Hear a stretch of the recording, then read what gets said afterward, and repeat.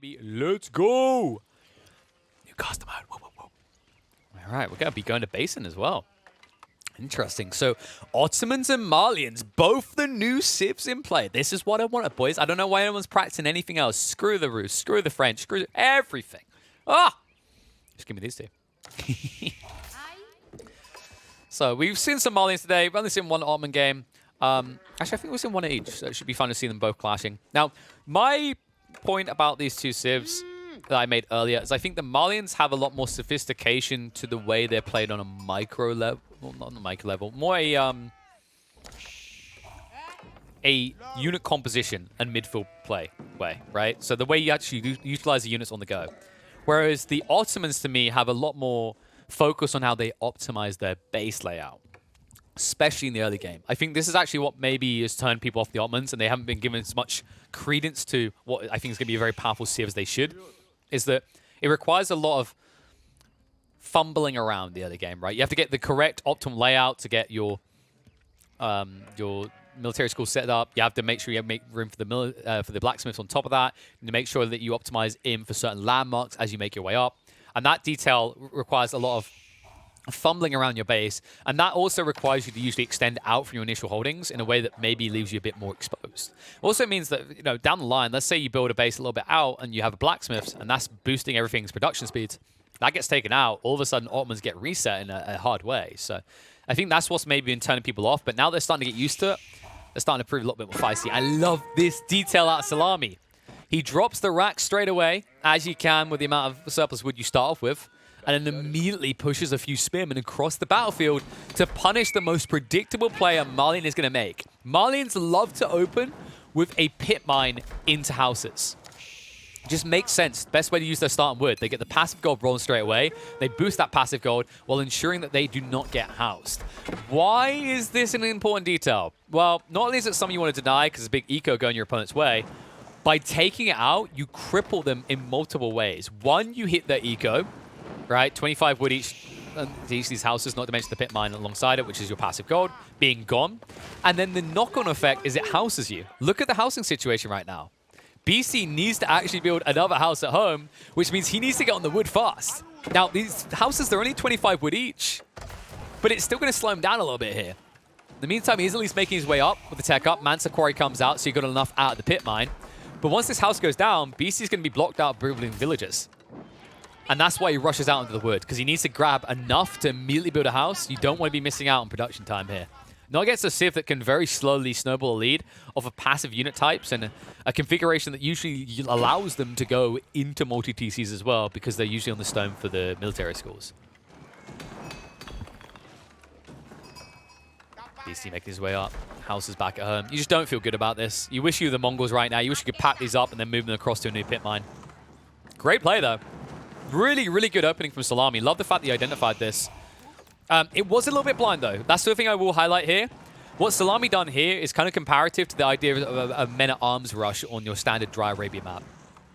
It could be good, or it could be god-awful. And it all comes down to where the resources are located. In this situation, though, Salami benefited from a forward gold spawn. That's why BC gets crippled like this. Had BC had a back gold spawn, like over here, this is much more difficult for him to pull off. The timing's a little bit off. And maybe a tech up comes out and you get 1 or 2 military units out before you lose the pit mine. Instead, pit mine is going to go down. A frustrating detail there for Beastie. I believe, I'm trying to remember the cost of these. I'm going to have to learn them. Man, it's, you know what? I might start like casting for a while in the old casting mode just because it's easier when you're learning new civs again. But I'm pretty sure the pit mine is 100 wood. If I'm not mistaken. Well, anyway, tech up complete. Good news, at least for Beasties, now he can get passive gold, even though he's lost his pit mine. Bad news for him is he needs more gold, so he's going to have to set up a mining camp anyway. Now, of course, mining camps are another element you can build around the pit mines that will increase their gold gathered.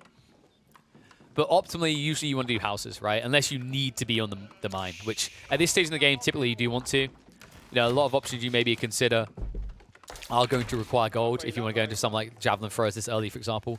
Alternatively, you might be looking for a quick castle timing, which is where I think a lot of options begin to open up for the Malians. That being said, like the feudal crawl can be pretty brutal as well. We'll just have to see which way he wants to play as. Salami does go for the tech up with a Madris. So not opting into the trade here, which is a logical choice. The reason why you want to go trade on this map is because unless you're planning to invest in long walls, your opponent could very easily just go into sofas or into the Warrior Scouts, which both move very fast. And they would easily be able to snipe out your caravan trade. And this way also, Salami, by the way, just secures food. Because one big issue, if we look at this spawn a little bit closer, there's not really any safe food right now. Deer spawns are forward of the base on both sides, really, like to the side far off. Berry patch, of course, you start off with one, but you don't really want to be going berries early on. And I don't think he got that many sheep in the end, actually. I think, by the looks of it, Beastie, yeah, he got a lot more sheep out of the map. So, good adjustment, actually, coming out from Salami. I think going for the trade would have killed him in this game. I think there are situations to go for trade, and actually, thinking back to the open pop, we saw a lot of trading going on, and it was actually pretty damn effective. So we might see more of it in the future. I just think for certain maps, Madris makes 10 times more sense.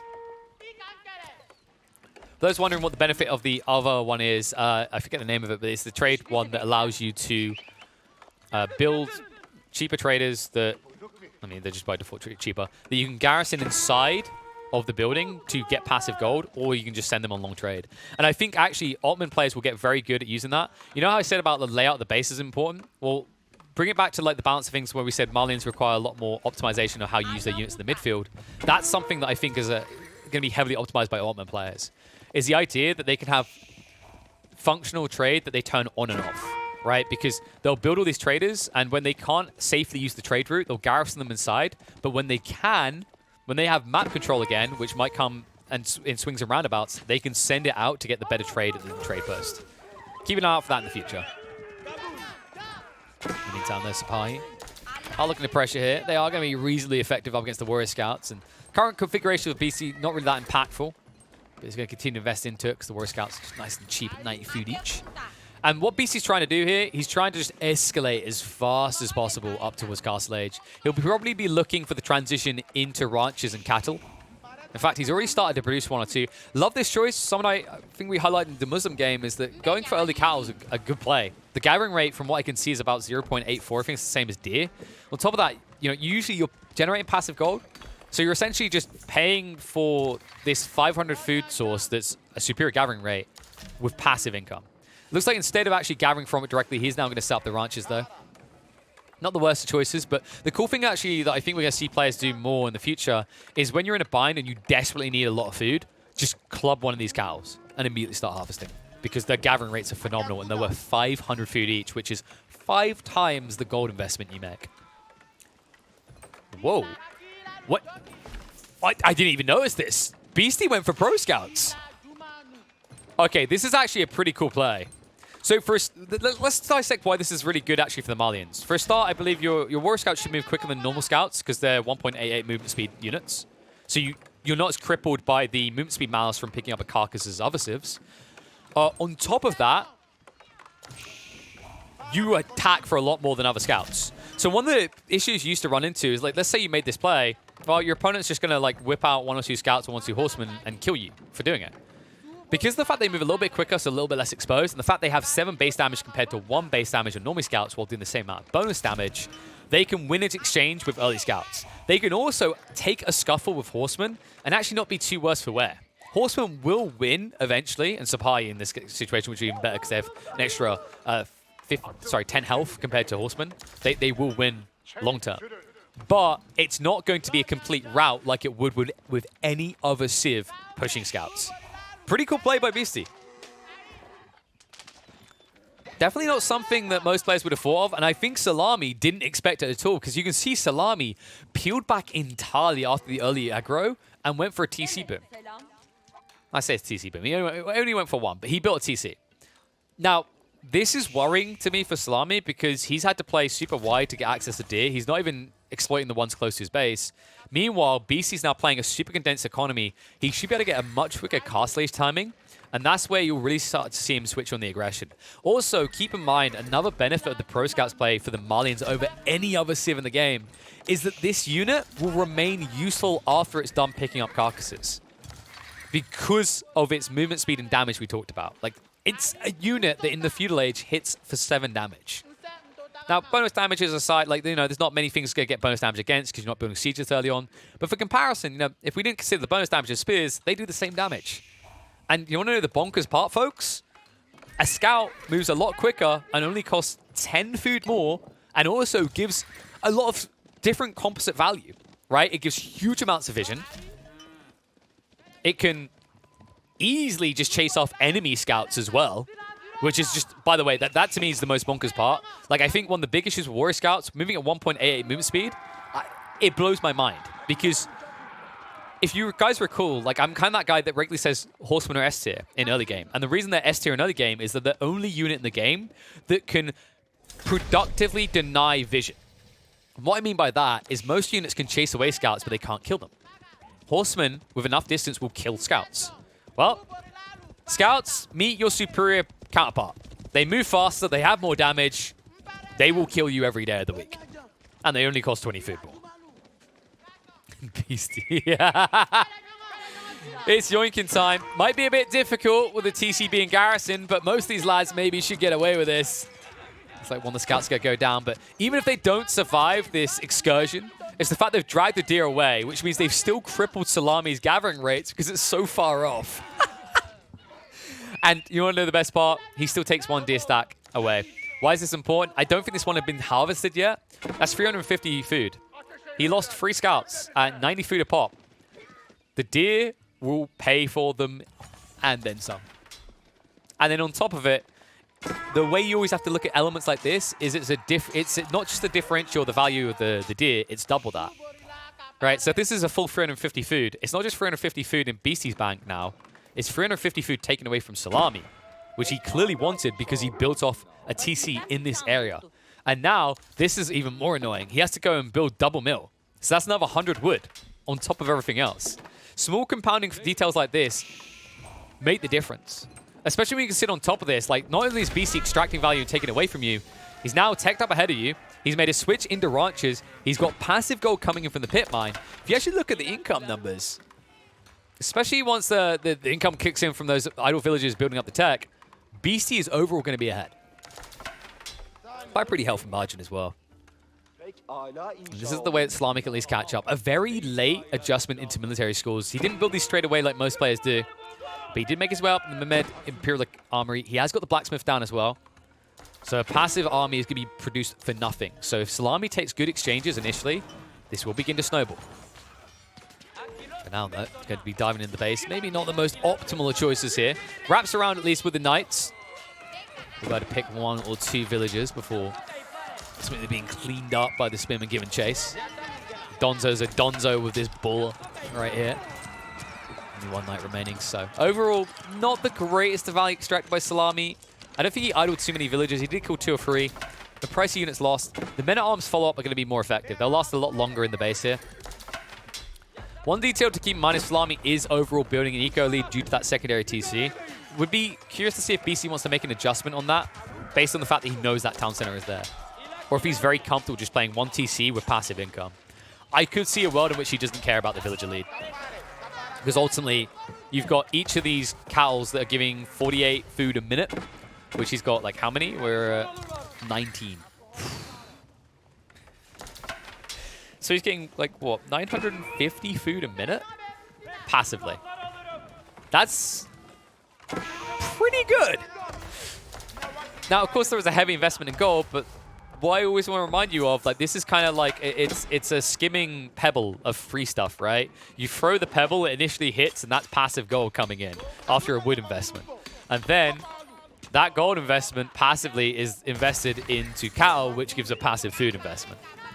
It's kind of crazy when you describe it that way, because then you realize Malians are having 2 of 4 resources that exist in the game passively generated for them. I don't think there's any civ in the game that does that. Like, the closest you can get is someone who gathers a lot of relics and gets their hands on the tithe buttons, right? But that's it. And God, okay, that was not the usage I was looking for the free mangonel. Salami was not paying attention. I mean, that's a heavy loss. These units do not produce quickly. DC definitely extracting more value as it stands. Knight will at least be able to peel back in time. You see, you can't even go for Janissaries because it's a healthy composition out of Beastie. exchange continues. You can just see the difference in numbers. BC is killing a lot more units here. Double the value so far. And actually, just look at the army value right now. Salami went very discount here. Has not built much. It's problematic, actually. I think Salami's hoped that passive production would get him there, but the timing is a lot slower now. Now, there's a very clear opportunity for Beastie to try and stab into the extension eco, and I think he is now getting an eyeball on it to see if it's worthwhile. There's definitely plenty of villagers over there. Mango will at least survive, so it looks like Salami will be able to stabilize courtesy of the choke point at the front of his base. Salami can start to move out again, but needs to be careful not to come too far out. I think that's the punishment that came his way, is he got a little bit too cocky with his placement here. At this stage, until he's got a bigger, healthy front line, he needs to play around choke points, so he can't be flank attacked. Speaking of flank attacks, it's Warrior Scout time. Even a few sofas in here. Pretty hard hitting, actually. 21 damage on a unit that moves at 1.73 is not too bad. Sure, you do less damage than the Knights, but overall, I rate the sofas very highly. We talked about this already, why they're so damn good. Only costing 2/3 of what a Knight would be. You know, you pay... what? So you pay... it's... my brain is taking a fart. So you pay 20 food less, and you pay 40 gold less. And by the way, once again, to reiterate, what are the two resources that Malians get for free? Food and gold. Sofas are just a natural transition at this point, which is why I love to see him just like starting to stack them up alongside Warrior Scouts that once again, passive food. And I do love that he goes back to the TC. This is a cool play because now you can start to extend out on the map more. I think he realizes that Salami's had a TC lead for too long. Passive income alone isn't going to cut it, especially when you consider that BC is now only setting up on his 3rd gold vein. It doesn't even have full access due to the wood lines. Can you kill an opponent's cow that's on its way to the ranch? Yes, you can. It's the same way that sheep exist. You can club them down. And one thing I don't know, actually, I haven't seen it, is whether... I need to... I wonder. I think they can. I wonder... Oh my god, actually. Can you imagine? I wonder if pro scouts can pick up cattle carcasses. That sounds so dumb to say, and it should be a thing, but I think they can. Keep drop coming out from Salami, though. Bigger deal here. Mangonel's going to be targeted down quickly. Villagers are rushing this up with textiles. They will successfully complete the keep. That should push Beastie away. In the meantime, he's going to continue to clash because in for a penny, in for a pound, will at least be able to clean up the Vanguard army. Will be forced to back up as soon as the keep is complete. Blacksmiths on the front line coming out from Salami. Looks like he wants to set up a production area here. Pretty cool play, actually, overall. Raid comes in on the west side, though.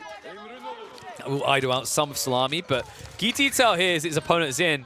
And BC was caught being greedy. He went 3 TC condensed. He needs to come out soon. Can't be here long term. Of course, these blacksmiths, remember the reason he's doing this, it increases the production rate on anything. It's not just the schools, it's any military production building, which is why he's now dropping the racks. Racks that are going to push out spearmen at every 11 seconds and men-at-arms every 16. I mean, honestly, Ottomans...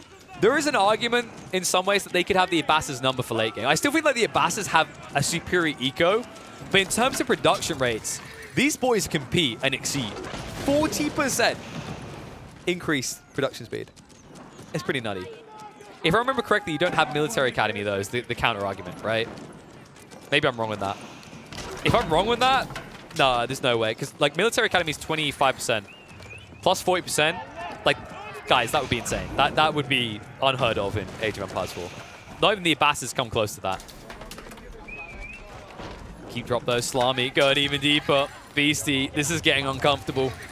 He's running out of area to like build with here. You can see he's just being pushed back. His pit mines are being taken out as well, so he's not getting the passive gold anymore.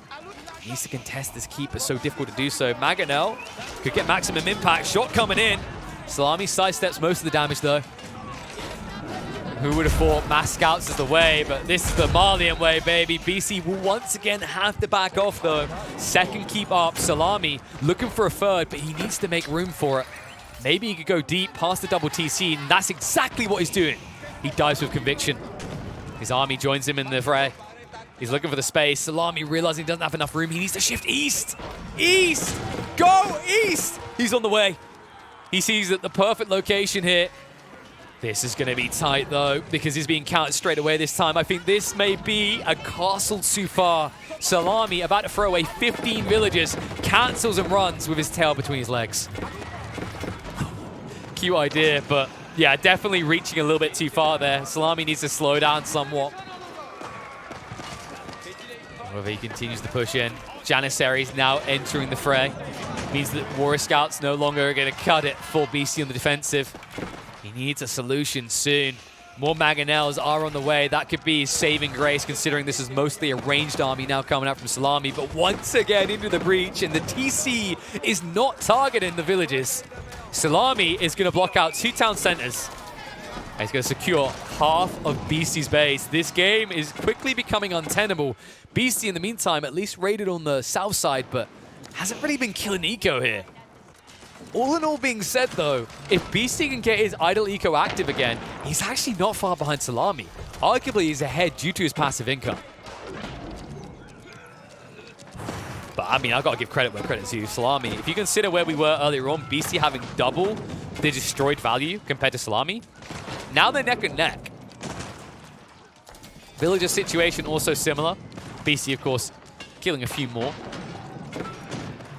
But overall, the big difference I'm looking at is in the army value. Like, Salami is very clearly ahead. Double the military. 1.5 times modify in terms of value in military as well. I mean, these Mangonels, an ambitious attempt to keep them alive. A few archers are going to be exchanged, but a worthwhile exchange for Salami to kill it off and kill a few villagers as well. And feels like BC's running out of space. You can see him retreating to the back corner, but there's nothing here but a berry patch. Means your gold veins are also going to be exposed. The only saving grace he has on the north side, he has only 2 villagers harvesting gold.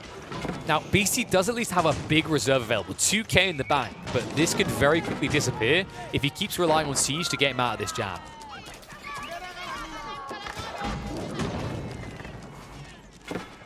Looks like BC's finally raiding in. That's what he's waiting for. Salami does react quickly, but a lot of idle eco now coming out the other way. BC's just spreading himself out, looking for any way in that he can find. Even snipe out the Mangonels. A good choice here by BC. Just look at the exchange value again. All because Salami kind of tunnel visioned here, right? He set up the proxy base, which means he wasn't building any defensive troops at home. That's why his reinforcements are getting cut off, the key reinforcements like the Mangonels. And now the villagers also being cut down, and Salami still doesn't realize it. He's distracted in the base. He's too busy trying to siege the main TC, and all of a sudden, Salami is losing a lot of eco at home.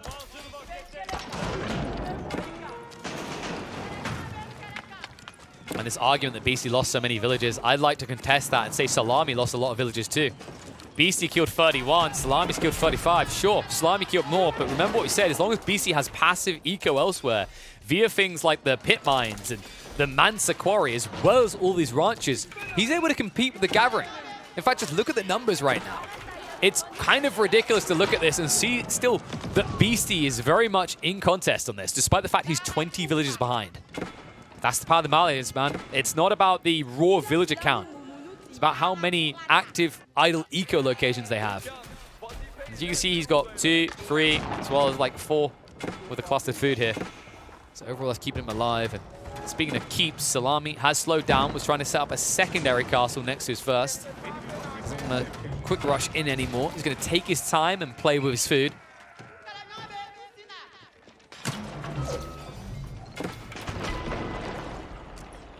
Salami, it's getting more and more difficult to stay this deep in. You can see the keep starting to be sieged down. Really would benefit from some springles, but the problem is he's up against these cavalry units that can quickly raid in. And I think the problem with trying to build springles against Malians is that scouts are a very cost-effective way of just sneaking in and taking out a few siege weapons, which is why you're just seeing him take a more slow and calculated approach to the entry here. Even the Mangoes also joining in now. Every little bit of damage helps, remember. Mangoes do quite a lot of damage against buildings. 3 bursts, so they're at 36 by default, and each of those burst attacks gets an extra 24 damage. Of course, the advantage on Trebs is that they have a lot more range than Mangoes, and a little bit more damage, but overall Mangonel is definitely decent in the repertoire. And what I'm looking for is if BC can sneak in again. I think if BC can get a few more cavalry units out of the base, he could cripple Salami's economy. Like, military in the lead is still there, but you're noticing that Salami is building slow-moving clump. It's very difficult for him to dive against double mango and choke points. That's one of the benefits you need to keep in mind. When you flesh out your base like this, it creates all these choke points that prevents mass melee from being able to mass attack and also forces them to group together. Very, very beneficial for any sort of comp that involves anti-clump, such as the Mangonels, Langsneck who's playing HRE. The Mangas is what we're focusing on here. Shots coming in. Heavy hit there. He's going to hold the front line in this area. Spirals are trying to reach in, but the Mangoes will get another wave of attacks out. Heavy damage being done. Salami needs to be careful with this. Military lead now in favor of Beastie. Mango still free to do what they want. Only 2 Spirals are playing, only one of them fighting. And this is quickly shifting the other way. Beastie holding strong, overwhelming the front line of Salami. Trebuchets are still active behind this, so they're slowly sieging through the keeps. Keeps that Salami could afford to repair, but really doesn't want to be doubling down on. Not at this stage. Maybe sets up another layer behind this. Can't even think about Sacred Site as a victory condition because the third one is just too close to Beastie's base, and now Beastie looking to break out. Will target the Trebuchets. A slow peel away, and it looks like a lack of any movement speed due to no greased axles means he should be able to take out both of the Trebs. Double keep choke point will at least keep one of them alive. Beastie, what a hold, what a turn here. He's starting to recover this now. Very much has slowed down Salami, and the worry now for Salami is he can't afford to lose control here because he's playing pocket ecos across the map. So at the moment that he loses the 4 keeps, you're just going to see Beastie send out the sofas. Nope, he's not opening a furnishing company. That's what they're called. They're actually called sofas, the heavy cavalry unit. And they move fast, 1.73 compared to 1.62 of most heavy cavalry units. They can quickly move across the map and quickly punish you, which is what's happening over here. And if just 1 or 2 of them get out, heavy damage could be done to Salami's eco. You see how long it takes to shift 1 down. With this second wave coming in now, veteran warrior scouts. Looks like he's going to hesitate to commit, though. Overall, this is worthwhile, though. Like, this is actually really, really, really bad for Salami. The melee tech upgrade means that each of these villages is hitting for 1. Think about the idle time of all these villages. They didn't even finish what they started. Come on! This sofa's just like, kill me! I'm a third-hand sofa being sold on eBay. I don't want to live anymore. Oh, good lord. But we wondered where the Warrior Scouts went. We found out. It's going to be a long way to run home as well. Triple outpost build up by Beastie. Insta-garrison takes the gold away and pushes Salami back. Now look at the eco differential. 13 between them. And Beastie, he wants to give a heavy dose of irony. He's going hard on the stone. It's time for him to return Salami's favor back the other way with the keep drops. Salami, in the meantime, is marching in, though. Beastie, although they're neck and neck on military, keep in mind some of Beastie's military is not at home right now. However, Salami realizes this game is starting to slip out of his control. He needs to make a move now, and he needs to do it fast. Spiral's moving in. Going for the trade out. Anti-siege, all more or less gone. Salami only having 1 in the field. That means the Mangonels are in trouble now. Not protected. Salami wrapped around the north side of the keep. And a movement comes in straight away on top of the villages. It's going to be a Doubt Castle. Salami can't get it up. Mangonels go down. Villager force is going to be disintegrated. And this keep looks irrelevant. Salami still has the military pop cap lead, but no longer has the positioning he once did. The rest of the siege is going to be cleaned up. Beastie with the home field advantage to keep building defensive troops. 4 villagers, in fact, are still building up, and it looks like no, Beastie didn't know us. Instead, he says, I want the Trebs gone. Higher value can be maintained there because it looks like Salami is attempting a landmark snipe. Already 1 down, almost the second one done with. So instead, he'll go after the trebuchets. Villagers will complete the build-up, and Beastie realizes that he's beaten. No way back. He had to address either the trebuchets or the keep drop. Could not address both, and it means Salami, the slippery sausage man, is going to take the win. Despite the fact he's almost 2K score behind. Good lordy!